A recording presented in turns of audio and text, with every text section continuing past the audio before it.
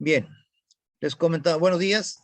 Nuevamente les comento que vamos a hablar sobre eh, el resultado de una actividad interpretativa. Tenemos primeramente la interpretación restrictiva. Es el resultado de una técnica interpretativa con la cual se lleva a cabo tomando en cuenta parte de sus elementos. Por ejemplo, si estamos, obvio, estamos hablando del aspecto jurídico.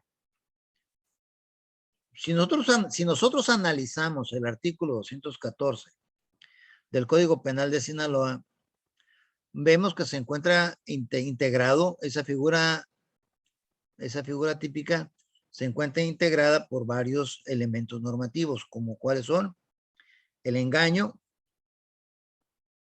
el dolo, o sea, el dolo es la intención de engañar. Otro elemento viene siendo el lucro mediante el engaño y la actitud engañosa. El lucro, o sea, es el enriquecimiento para sí mismo o para un tercero, para otro, haciéndole creer una falsa realidad, una falsa concepción de la realidad. Y desde luego, el lucro que les digo es un lucro ilícito, es un lucro indebido. Para el sujeto, para el delincuente, incrementa su patrimonio y para la víctima del delito, disminuye su patrimonio. El delito de fraude, como sabemos nosotros, está dentro del capítulo de los delitos patrimoniales en el Código Penal del Estado de Sinaloa. Quiero también comentarles ahorita a ustedes que esta clase la estoy grabando para que ustedes, si gustan en la noche, subir al canal de YouTube de parte de su servidor y así puedan ustedes retroalimentarlo con más calma, ¿no? Entonces, pero como se encuentra con estos elementos normativos, el delito de fraude, vamos a hacer una interpretación restrictiva. Vamos a tratar, dijéramos nosotros, que vamos a analizar no todos sus elementos normativos, si solamente nos vamos a dedicarnos a analizar los elementos normativos relativos al engaño y al lucro indebido, al lucro ilícito. Eso es una interpretación restrictiva. No vamos a analizar todos los elementos con todos los elementos normativos que conlleva esa figura jurídica dentro del Código Penal. Ahora bien, desde el punto de vista genérico, la interpretación es el resultado o producto de la actividad interpretativa. No es otra cosa más que el significado del objeto interpretado. Desde el punto de vista jurídico, la interpretación, vamos a hablar que esto lo vamos a hacer un poco más adelante, la interpretación cognitiva o de conocimiento, la interpretación escéptica, la que aún tiene dudas sobre algo palpablemente real, esencialmente real, y lo que es la interpretación intermedia, ¿no? Pero eso lo vamos a ver un poco adelante. El resultado de la actividad interpretativa depende mucho del conocimiento que tenga el intérprete, el que está llevando a cabo esa conducta interpretativa, depende mucho del conocimiento que tenga sobre el tema. Si nosotros dijéramos a un astrólogo que interprete las constelaciones, es lo más probable que nos va a hablar sobre el sistema solar y sobre las constelaciones con una mayor experiencia que nosotros. Él va a interpretar cómo se integra, cómo se conforma en las estrellas la osa mayor o la osa menor, porque definitivamente tiene mayor experiencia, tiene mayor conocimiento sobre el tema que es objeto a interpretación.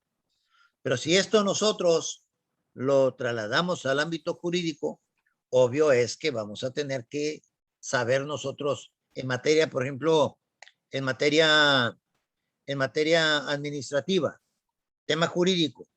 Según la Ley Federal del Procedimiento Administrativo, ¿Qué nos dice a nosotros con respecto a lo que viene siendo la afirmativa? Por ejemplo, una figura de ellas, afirmativa ficta o negativa ficta. ¿Qué interpretamos por la afirmativa ficta? Quiere decir que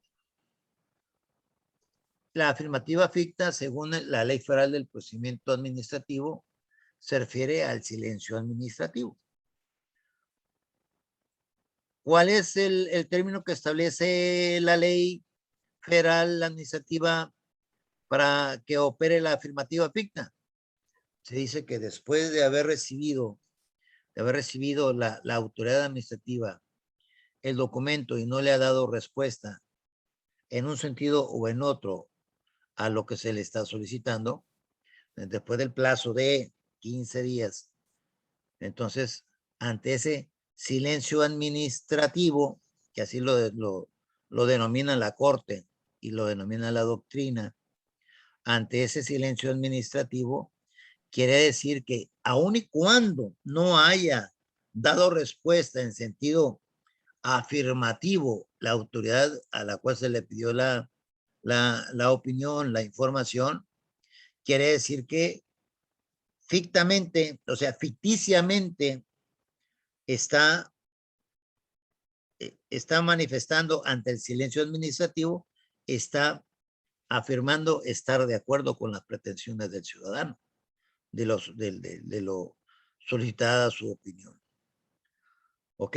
Entonces estamos hablando de una actividad interpretativa que, desde el punto de vista del conocimiento de la Ley Federal del Procedimiento Administrativo, estamos observando que ante esa falta de respuesta por parte de la autoridad a la cual se le solicitó la información, entonces jurídicamente está aceptando, está manifestando ante ese silencio administrativo que está de acuerdo con lo solicitado por el promovente. Pero también en la misma ley dice, si en determinadas circunstancias y en determinadas actuaciones no se resuelve el expediente administrativo, entonces se debe interpretar, el ciudadano debe entender que en ese caso opera la negativa ficta. Si se dan 3 meses, por decirlo así, para que resuelvan el asunto y no ha sido resuelto, entonces opera la negativa ficta. ¿Qué quiere decir con esto? Aun y cuando no haya habido una resolución, lo cual yo no estoy de acuerdo, yo no estoy de acuerdo, aun y cuando no haya habido una resolución, entonces se entenderá que es en sentido negativo para el promovente. En uno y en otro caso, estamos hablando de lo que es la interpretación como resultado de la actividad interpretativa por parte de quien está llevando a cabo esa misma interpretación. Bien, continuando con el temario. Objetos de la interpretación. Esto, vamos bien. Por ejemplo, cuando se habla de un acto o comportamiento humano, vamos a suponer, ahorita vamos a abrir la cámara. Por ejemplo, un alumno que tiene la cámara encendida y que solamente está mostrando medio rostro. ¿Qué debemos de interpretar con él? Es un comportamiento humano. Que nada más muestra de la nariz hacia abajo en la cámara. O de un lado de la cara hacia otra parte. ¿Qué debemos de entender que por parte de ese tipo ese comportamiento humano? ¿Qué nos da a nosotros? ¿Cuál es el objeto de la interpretación? Primeramente, el comportamiento humano derivado de la falta de enfoque del rostro completo de la persona con la que se está platicando. O bien, otro tipo de interpretación. O sea, ¿qué vamos a interpretar? el sujeto A va a interpretar algo muy personal que quizás sea distinto a lo que está interpretando el sujeto B, igual que el sujeto C y el D, E, F, G, N. ¿De acuerdo? Depende de lo que nosotros estemos primeramente desde el punto de vista del estado anímico y del punto de vista del conocimiento del tema. Pero estamos analizando el comportamiento humano. Puede ustedes pensar, por ejemplo, en el caso de la esposa del presidente de la República. A la esposa del presidente de la República, vean ustedes cómo es objeto de crítica por su comportamiento. Pero,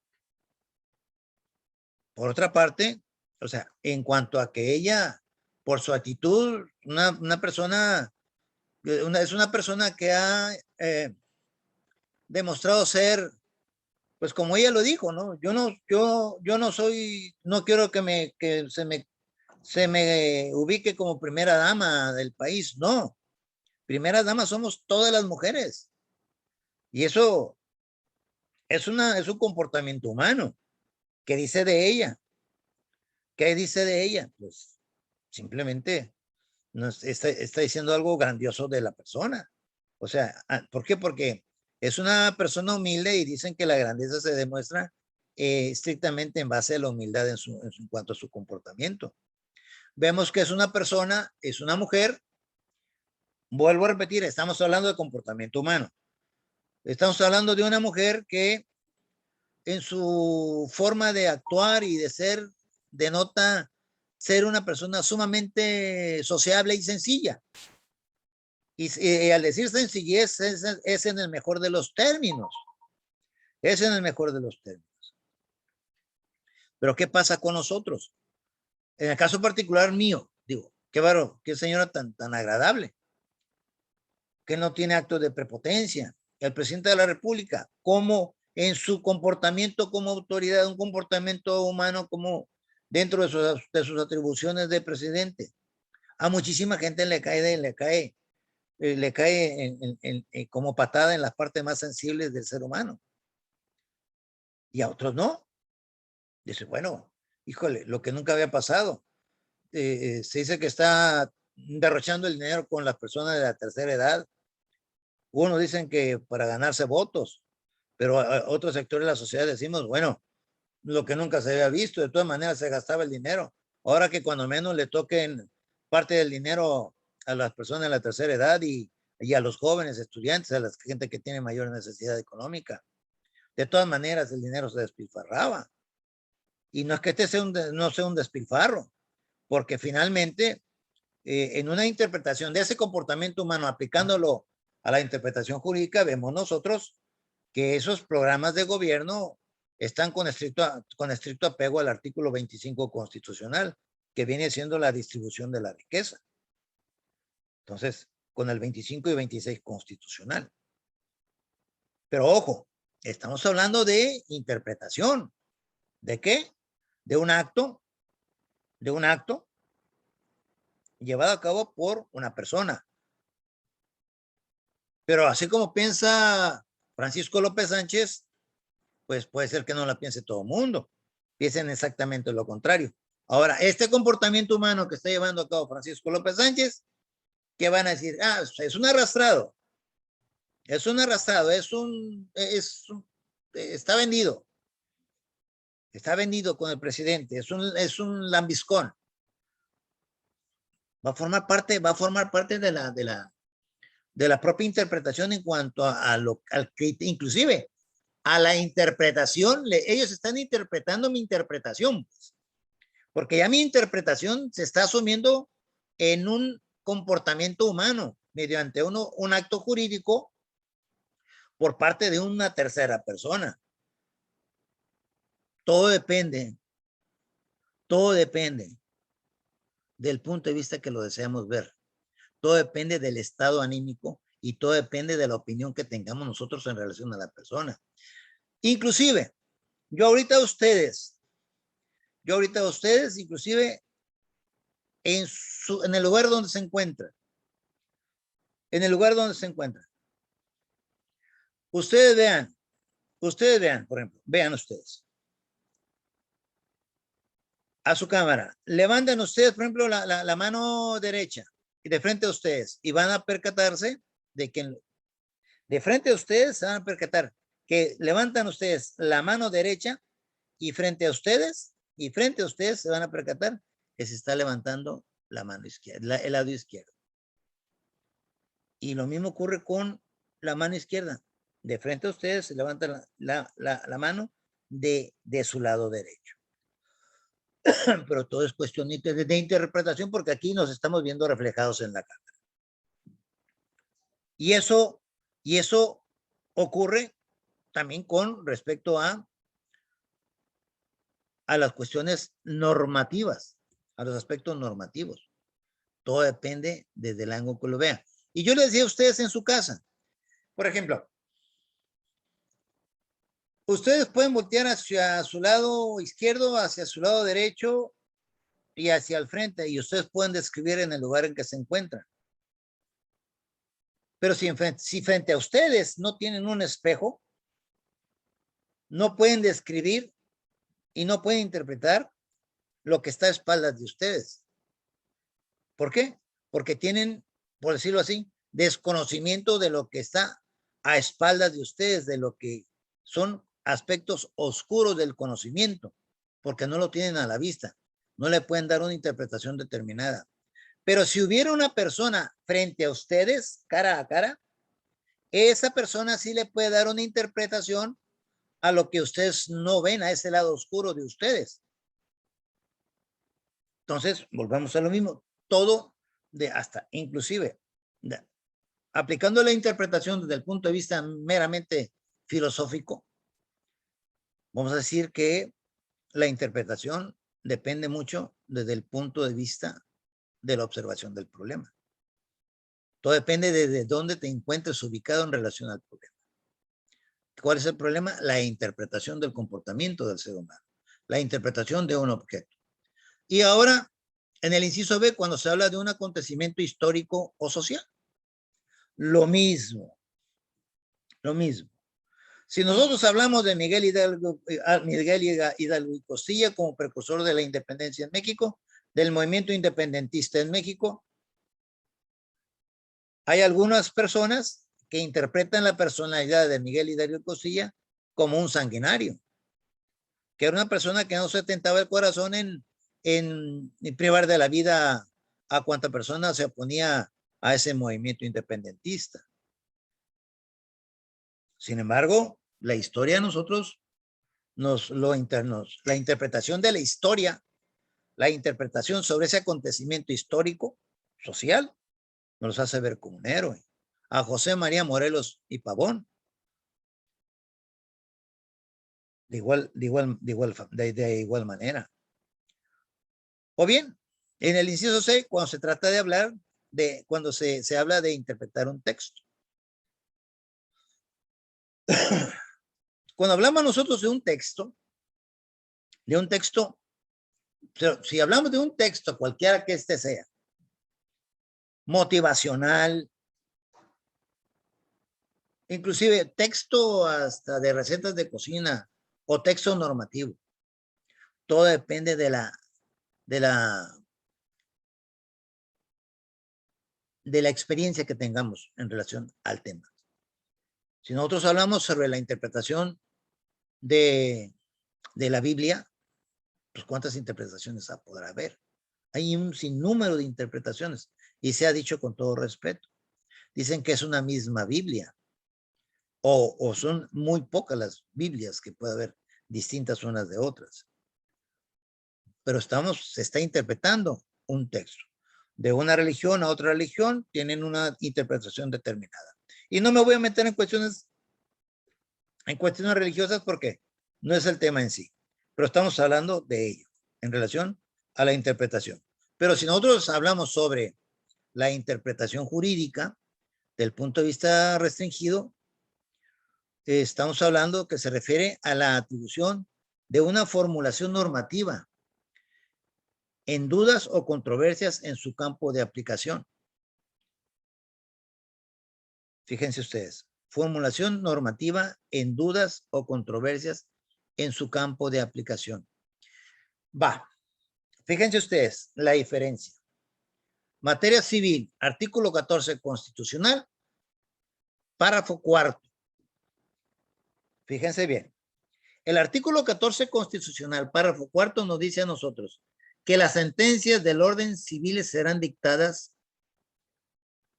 fíjense, conforme a la letra, inciso A, conforme a la letra, inciso B, o conforme a la interpretación de la ley. Repito, desglosando, desmenuzando. Inciso A, las sentencias del orden civil, en los juicios civiles, se dictarán conforme a la letra de la ley. Inciso A. Inciso B, conforme a la interpretación jurídica de la ley. E inciso C, si el inciso A, la letra de la ley, y el inciso B, la interpretación jurídica de la ley, no fueron suficientes para dictar sentencia, entonces se aplicará también el inciso C. Y el inciso C son aplicando los principios generales del derecho.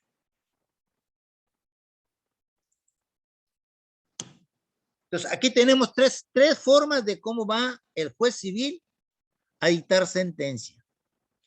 A la letra de la ley, a la interpretación jurídica de la ley, o conforme a la aplicación de los principios generales del derecho. Pero eso es en el párrafo cuarto del artículo 14 constitucional. Pero si ahora ustedes se van al párrafo tercero del propio artículo 14 constitucional, que es en materia civil, materia penal, perdón, que es en materia penal, ahí es distinto. Ahí nos dice a nosotros, ahí nos dice que en las sentencias del orden penal tendrá que ser aplicado conforme a la exacta aplicación de la ley. Ahí no proceden los principios generales del derecho.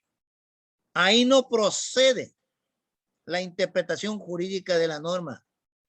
Ahí están exactamente satisfechos los elementos del tipo penal, se aplica la norma, se aplica la pena.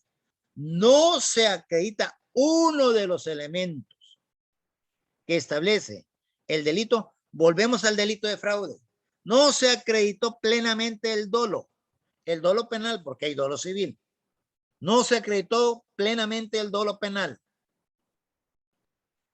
Bueno, como no se acreditó plenamente el dolo penal, pero sí se acreditó el engaño, sí se acreditó el aprovechamiento del error, sí se aprovechó el enriquecimiento ilícito y tal, pero faltó de definir plenamente el dolo penal.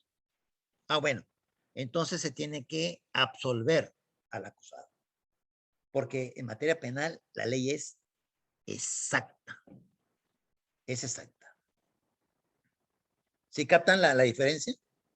Estamos haciendo una interpretación jurídica dentro de lo que es en el campo de su aplicación. Eso estamos hablando en el aspecto restringido.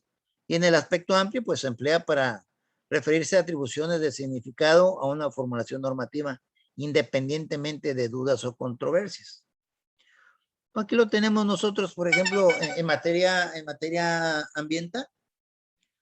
Nos establece las formas en que se debe de respetar el medio ambiente, pero también nos señala que en caso de impacto al medio ambiente, mediante la autorización por parte de la Secretaría Ambiental, pues existen programas de manejo de mitigación de ese impacto al ambiente. Entonces estamos hablando de que se está llevando a cabo la interpretación de las atribuciones del significado de una norma independientemente de dudas o controversias. Ok. Ante este tipo de controversias restrictivas en cuanto a la aplicación de la norma, tenemos nosotros esta otra alternativa con la cual se puede subsanar esa parte restrictiva mediante usos de manejo de las áreas impactadas. Otra, la interpretación y traducción. Dice, según este modo, la interpretación es una fuente de traducción. ¿Qué quiere decir? ¿Qué quiere decir? ¿Cómo podemos nosotros traducir? Vamos viendo. Delito de... Me voy mucho a la materia penal porque es la más fácil para ejemplificar.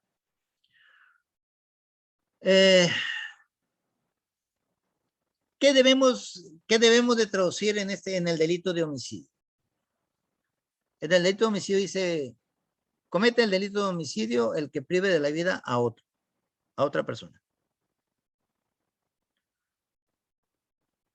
¿Cuál viene siendo, qué debemos de tomar nosotros como traducción? Ojo, fíjense bien, no es la ley penal no es una ley restrictiva. Ojo, no lo es. Porque la ley nos dice no mates, no fraudees, no abuses de la confianza, no violes. No lo dice. La ley es normativa como todas. Regula conductas. La ley dice, al que prive de la vida a otro, comete el delito.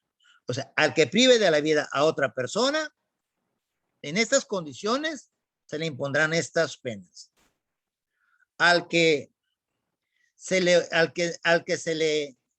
por ejemplo, en el delito de abuso de confianza, al que se le otorgue la posesión de una cosa, pero no la disposición, y se niega a regresarla cuando sea requerido para ello, comete el delito de confianza. Es decir, tiene la posesión, pero no la disposición.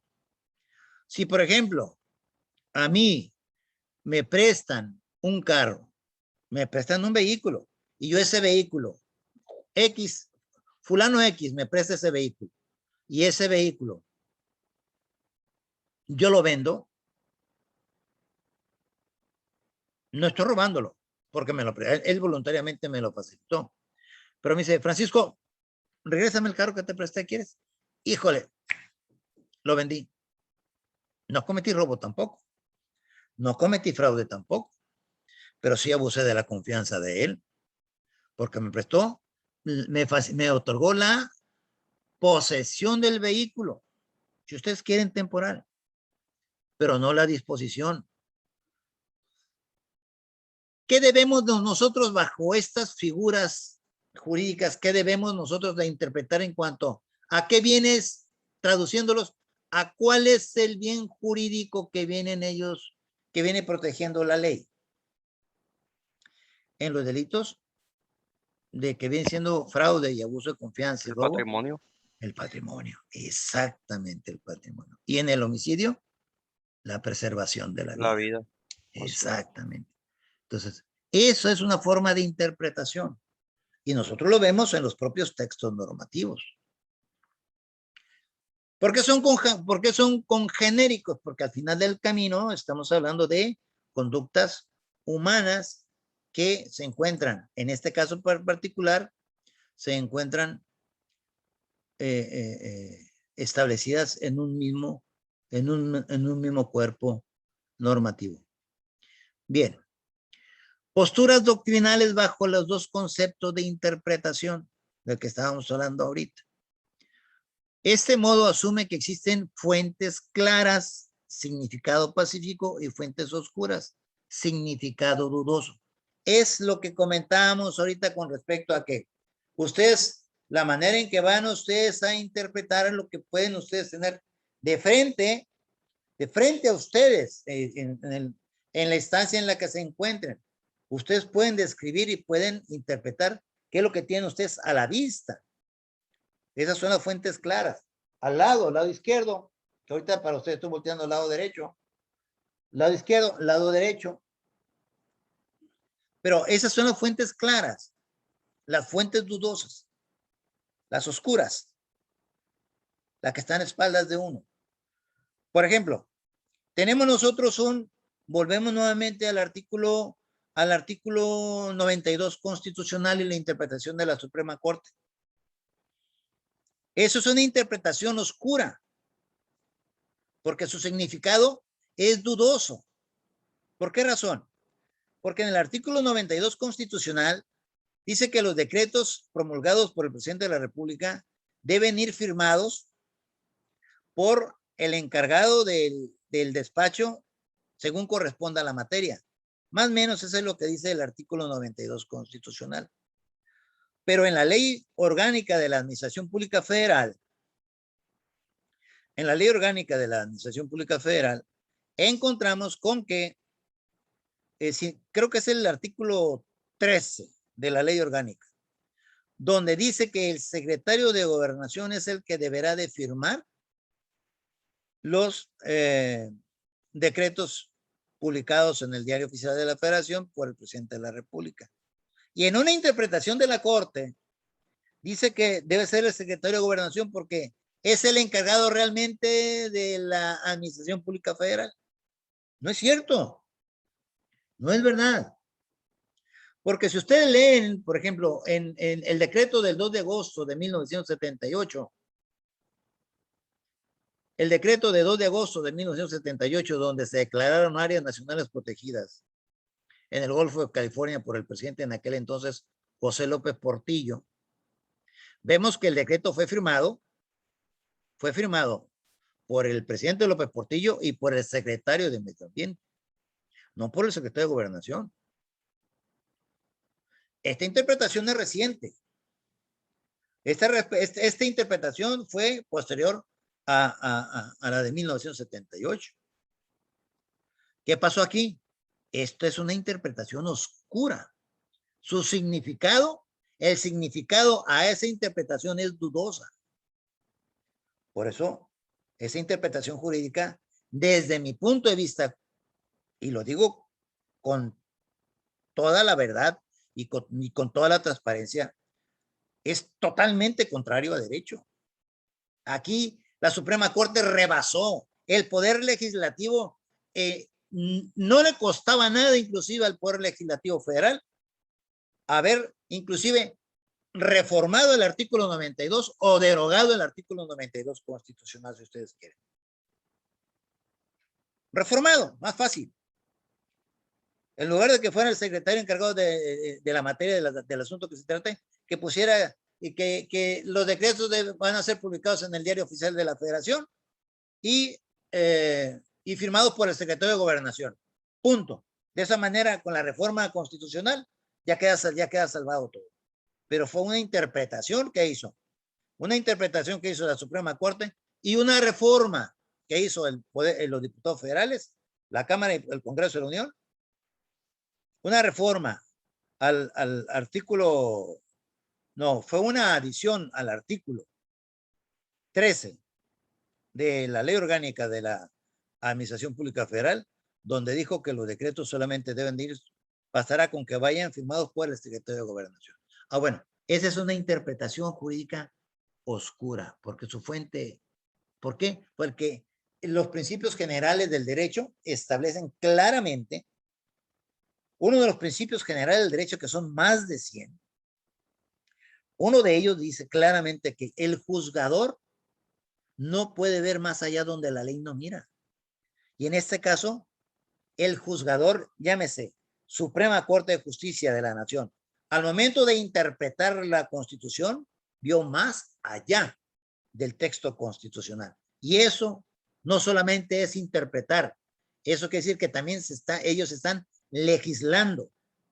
Y la Suprema Corte de Justicia de la Nación no puede legislar, no puede crear derecho, puede interpretar el derecho, que son cosas totalmente distintas.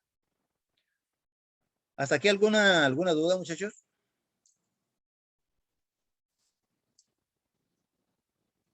Bueno. Maestro, en caso de una controversia, ¿tendría mayor validez el artículo 92 de la Constitución que el de la Ley Orgánica de Administración?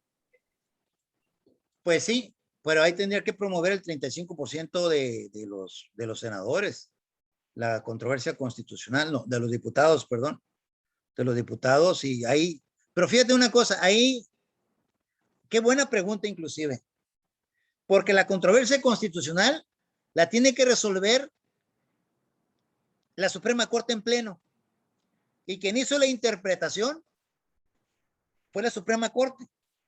Esto quiere decir, fíjate, qué buena pregunta hiciste. Esto quiere decir que la Corte, la Suprema Corte, no podría resolver esa controversia, esa acción de inconstitucionalidad, porque no es controversia, esa acción de inconstitucionalidad. No puede resolverla. ¿Por qué razón? Porque no puede ser juez y parte, porque él va a tener que sancionar su propia decisión. Ahora yo pregunto, entonces, si se promoviera, o bien podría ser controversia constitucional inclusive, podría ser. Sería cuestión nada más de analizarlo con mayor detenimiento. ¿Cómo le van a hacer? ¿Por qué razón? Porque la ley, fíjense ustedes, la ley reglamentaria de las fracciones 1 y 2 del artículo 105 constitucional, que se habla sobre la fracción primera de 105 acerca de las controversias constitucionales y en la fracción segunda acerca de las acciones de inconstitucionalidad, establece que de manera supletoria a lo no previsto en dicha ley orgánica se aplicará el Código Federal de Procedimientos Civiles. Y en el Código Federal de Procedimientos Civiles, creo que es en el artículo 39 del Código Federal de Procedimientos Civiles, creo que es el artículo 39. En su fracción primera, si no es el 39, es el 59, pero creo que es el 29, 39, 59, no me acuerdo. En su fracción primera, Código Federal de Procedimientos Civiles de aplicación supletoria a la ley reglamentaria de las fracciones 1 y 2 del artículo 105 constitucional. En su fracción primera dice, habla sobre los impedimentos de los jueces, magistrados y ministros. Y cuando habla de ministros se refiere a la Corte, a la Suprema Corte. Tienen impedimento cuando forman parte, cuando tienen un interés, cuando forman parte del problema. La fracción primera. Y la fracción décima, la última fracción, o la penúltima fracción, creo que la décima o la 14ª, dice, en los demás casos que tengan interés y que puedan afectar la imparcialidad. Más o menos eso dice el texto normativo. En otras palabras, si se sometiera a controversia constitucional, la Suprema Corte no podría resolver ese asunto porque es parte. Y si fuera acción de inconstitucionalidad, tampoco podría resolver la acción de inconstitucionalidad porque también es parte. ¿Por qué? Porque es el sistema concentrado de control constitucional. Es decir, la Suprema Corte de Justicia resuelve los aspectos de legalidad, que es en relación a las leyes, y los aspectos de constitucionalidad respecto a la interpretación de la Constitución. Entonces, no hay cómo. Que la verdad que muy buena pregunta, pero desafortunadamente tenemos nosotros. Yo soy de la idea de que México debe de controlar, ellos dicen que están en el sistema de control difuso de la constitucionalidad y apenas estamos en los vestigios, porque ¿quién declara la inconstitucionalidad de una ley? El juez de distrito, los tribunales, los magistrados de los tribunales colegiados de circuito y los ministros, ¿de acuerdo? Pero a partir del 2018 más o menos, con las reformas constitucionales al artículo, a la Constitución, el día 10 de junio del año 2011, ahí empezamos a ver ciertos vestigios donde ya de ser un control concentrado del control constitucional, se está convirtiendo en un control difuso. ¿Qué quiere decir con esto? De que ya las autoridades de primera instancia pueden declarar, del fuero común, pueden declarar, ahí existe inclusive ya unas tesis de jurisprudencia en materia contencioso administrativa, donde ya los magistrados de lo contencioso administrativo federal pueden declarar inconstitucional una ley que está aplicándose al caso. Y en ese aspecto ya es un sistema difuso. Y eso lo van a ver ustedes después de, o están ustedes, pues ya lo vieron, ustedes están ahorita en cuarto año, ¿verdad? Les va a tocar, les está tocando ahorita creo que Derecho Procesal Constitucional, ahí lo tienen que ver. Bueno, pero lo felicito por esa pregunta, la verdad, muy, muy, muy buena pregunta. Sí, gracias. Permítame tantito. ¿Cómo le digo? Estoy grabando esta clase para que si ustedes gustan, les pueda servir de retroalimentación, para que puedan, si gustan, entrar al canal y puedan ustedes tomarlo más tarde o si lo quieren compartir. Permítame tantito. Voy a tomar captura de pantalla de asistencia. 1, 2, 3. Permítanme un segundo. Falta. 1, 2, 3. Jesús Conrado, encienda su cámara, por favor.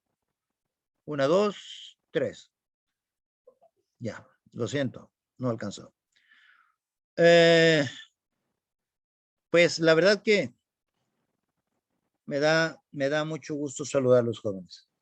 Que tengan ustedes un bonito día. Nos vemos próximo viernes. Hasta pronto.